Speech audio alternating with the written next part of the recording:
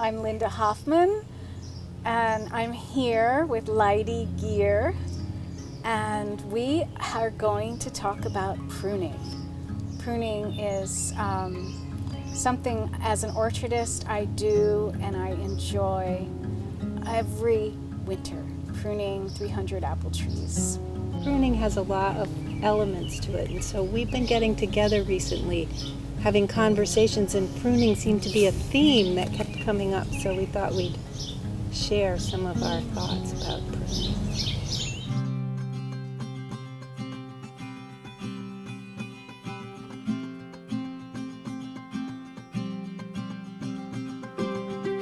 Central leader, it's not like it's a straight trunk, right?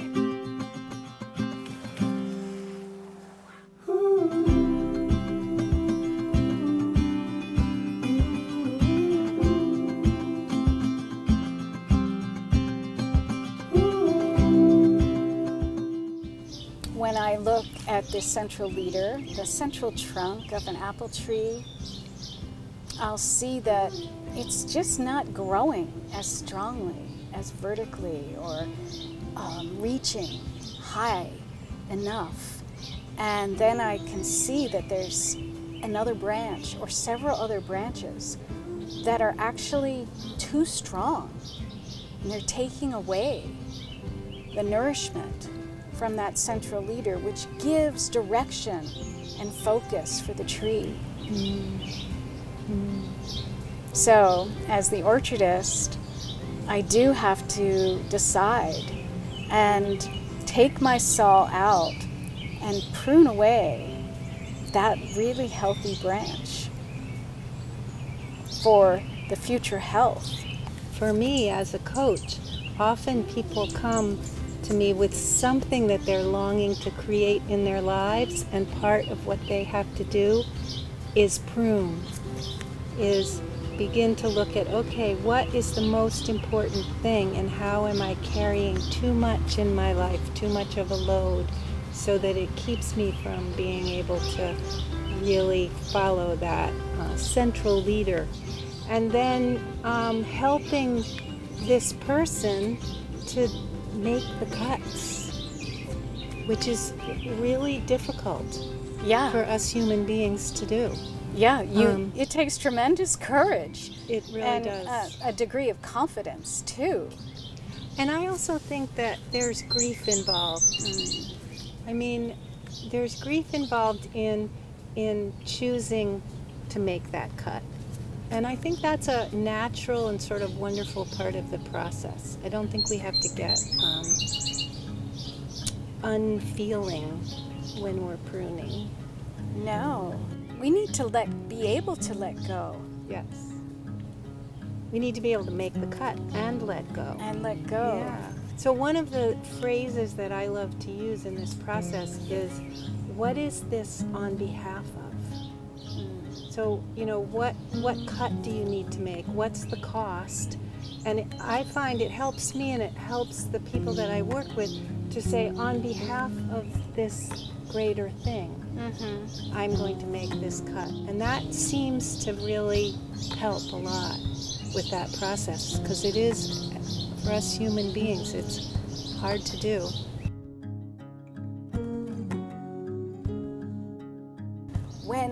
When sometimes a tree is left and we haven't pruned for several years, it's just so overgrown, right? Right. It's like we can feel, I'm sure people who come to you in the beginning often feel like, I don't know where to go, like it's all a mess.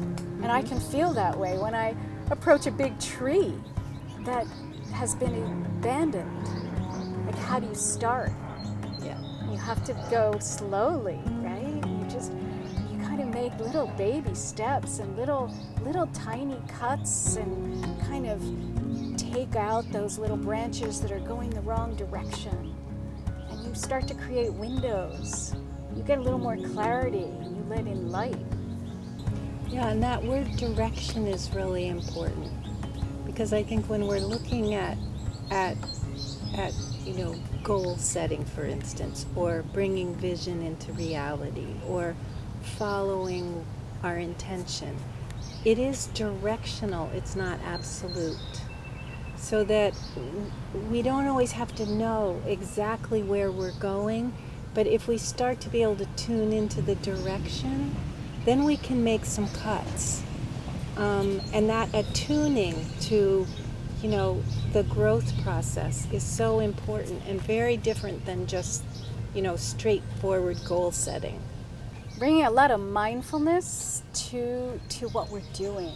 We need some calm time to just feel what is rising up in us. What are our true dreams? What are our dreams? Yeah. And one reflective question that I often use for myself and people when we're in a place where we don't know is a daily question of what animates you.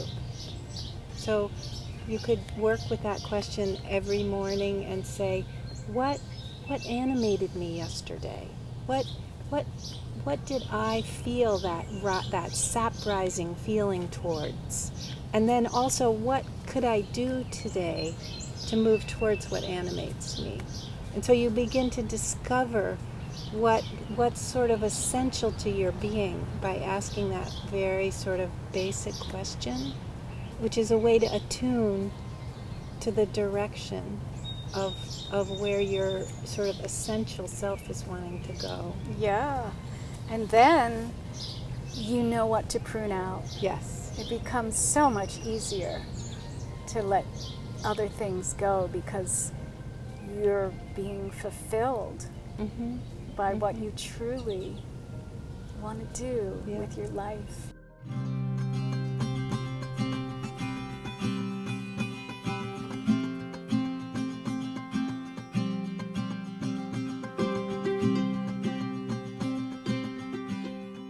So with trees, how do you work with the audacity of thinking that you know what a tree, like, us human beings, we sometimes are audacious about this is what we think.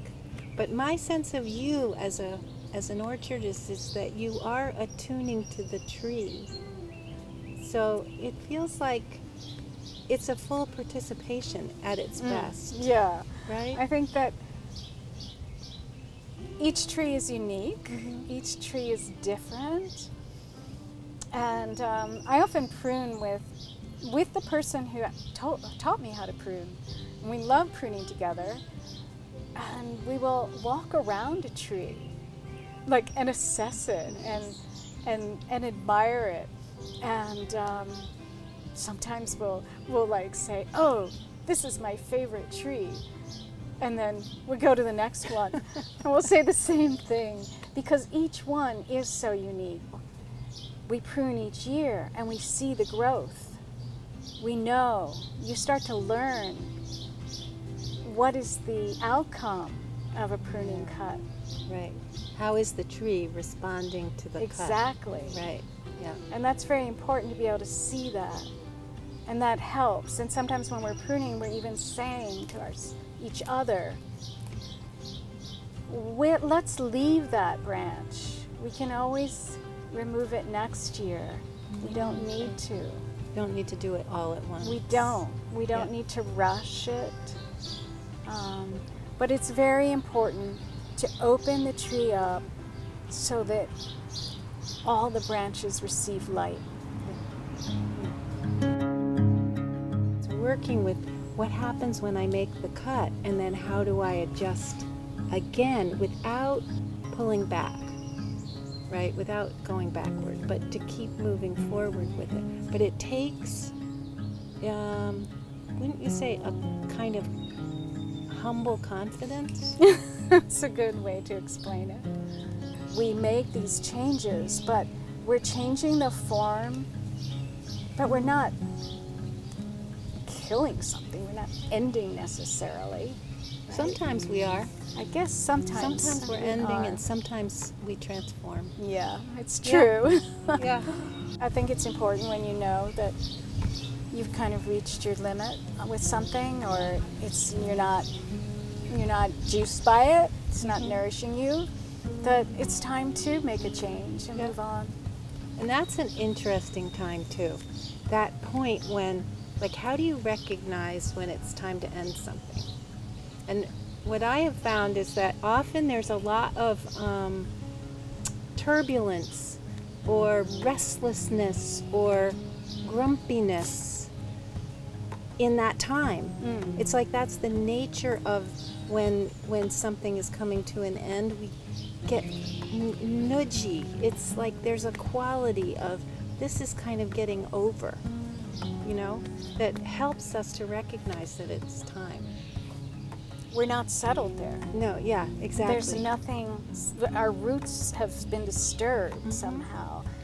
And so we don't like when we're uncertain. Like we like control, right? We like certainty. We do. And it's so important to be able to sit in the uncertainty. Yeah. And that's what it is, that turbulent time. That like, Yeah. I don't like this. I want to just get it over with. But yeah, it's an important part of working it and making that decision. Yeah. Because, you know, we're always working with change. So, you know, things have a time of stability, like that beautiful plein air poetry that you did every year.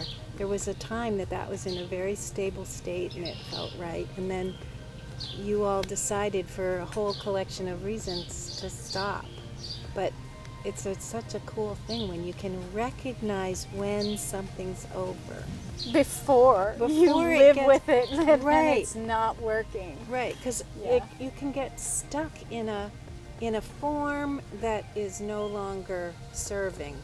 Yeah, to keep moving with it. And just like with pruning, you have to make the cut and then keep working with what it is, how the tree or the person responds, and keep moving with it, so that you're working with change instead of against it, right?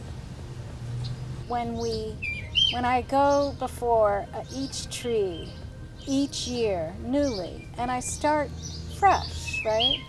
I don't approach, I know how to do this. Like, I don't do big cuts at first.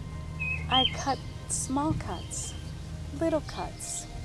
I have to, like, find my way. And so I think that if one is afraid to prune one's own life, you don't start with the major decision. You start with small little places that you can make changes in. That you have to start slowly. And you build confidence. So sometimes it's not like, oh my God, I have this huge decision to make. Do I or don't I? But if you start taking your life and make little decisions, little trims, right? Yeah. You start to form, and you get a better sense of what your intention is. And then it starts to almost shape itself before you until it becomes really clear that that big cut is necessary. And you've already built the confidence to know that it's right. It's been so fun. It has been fun. It always is fun. It always is a treat. Thank you, Linda. Thank you, Lyedie.